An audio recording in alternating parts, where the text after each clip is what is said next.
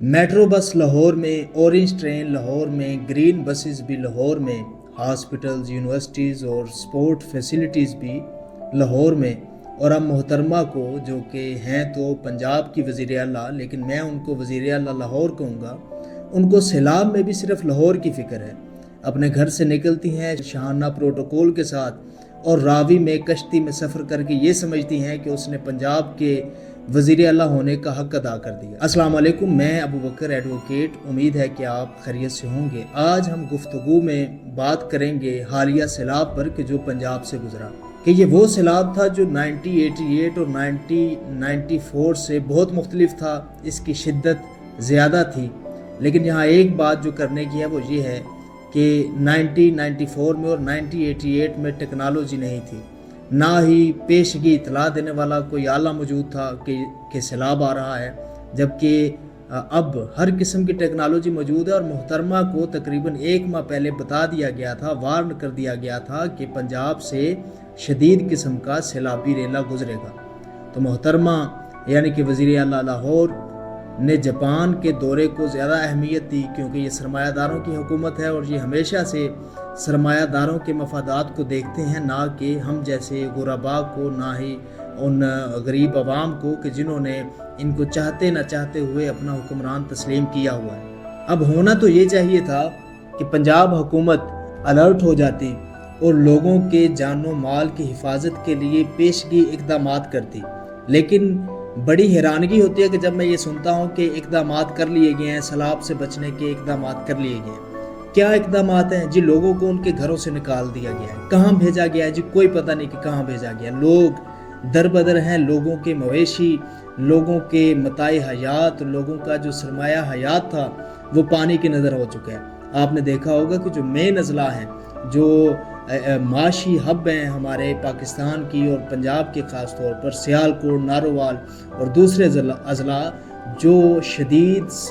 سیلابی تباہی کا سامنا کر رہے ہیں، ان تک کوئی امداد نہیں پہنچائی جا رہی۔ اب کرنا تو یہ چاہیے تھا کہ چونکہ ہمیں ہفتہ 10 دن 15 دن پہلے اطلاع دے دی گئی تھی کہ سیلابی ریلا گزرے گا، تو لوگوں کو محفوظ مقامات پر بھیجا جاتا، لوگوں کے مویشیوں کو محفوظ مقامات تک بھیجا جاتا، لوگوں کا جو گھریلو سامان تھا قیمتی اس کو محفوظ مقامات پر بھیجا جاتا۔ کوئی بندہ بھی جو اس سیلاب کی زد میں آیا ہے وہ اپنا مال مویشی نہیں چھوڑے گا، کوئی شخص بھی اپنے قیمتی سامان کو لاوارث چھوڑ کر نہیں جائے گا۔ آپ شاید اس بات کا اندازہ نہیں لگا سکتے کہ لوگوں نے کتنی محنت سے، کتنی جدوجہد سے وہ سارا کچھ، وہ سب کچھ بنایا ہوتا ہے کہ جس کو آپ کا اے سی اور ڈپٹی کمشنر ایک اعلان کے بلبوتے پر کہتے ہیں کہ اس کو چھوڑ دیا جائے۔ ایسے نہیں ہوتا، کسی بھی ترقی یافتہ ملک میں ایسے نہیں ہوتا، اور ایسا ہونا بھی نہیں چاہیے کہ لوگوں کو آپ جانوروں کی طرح ان کے گھروں سے نکالیں، لوگوں کو جانوروں کی طرح آپ ہانکتے پھریں اور کہیں کہ یہاں سے نکل جائیں، آپ کو ڈوب جانے کا خطرہ ہے۔ آپ کو 15 دن پہلے اطلاع دے دی گئی تھی، تو آپ نے کیوں لوگوں کو ان کے مویشیوں، ان کے مال سمیت وہاں سے محفوظ طریقے سے نہیں نکالا؟ آپ نے لوگوں کو کیوں محفوظ مقامات نہیں دیے؟ آپ نے لوگوں کو کیوں اس پانی کی بے رحم لہروں کے سامنے تنہا چھوڑ دیا؟ اور خود آپ جاپان میں اپنے فیملی ممبرز اور اپنی کیبنٹ کے ساتھ سرکاری خرچے پر عیاشیاں کرتی رہیں،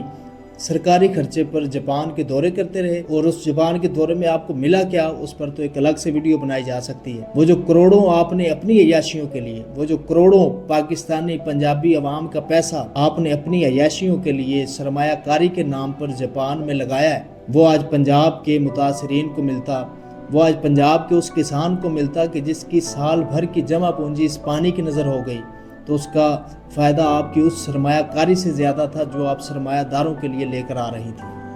اور پھر اس سیلاب میں ایک اور چیز دیکھنے کو ملی کہ ایک مخصوص جماعت کے کارکنان اس قدرتی آفت کا مذاق اڑا رہے تھے، اور پھر پاکستان پر تنقید تو وہ بالکل نہیں چھوڑتے۔ کوئی موقع ایسا آئے کہ وہ پاکستان پر تنقید کریں۔ ایک تنقید طنزاً جو ہمیں سننے کو ملی وہ یہ تھی جی کہ پاکستان کے پاس بہترین نہری نظام موجود ہے۔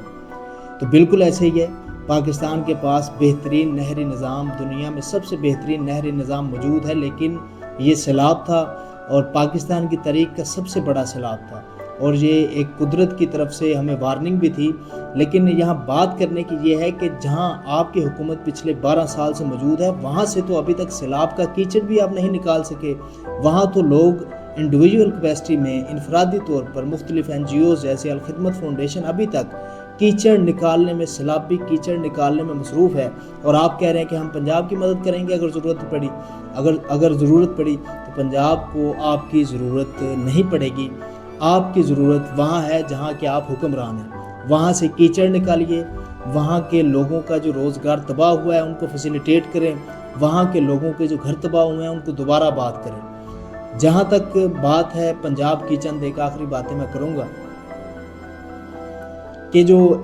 پیشگی اقدامات تھے وہ ہم نہیں کر سکے،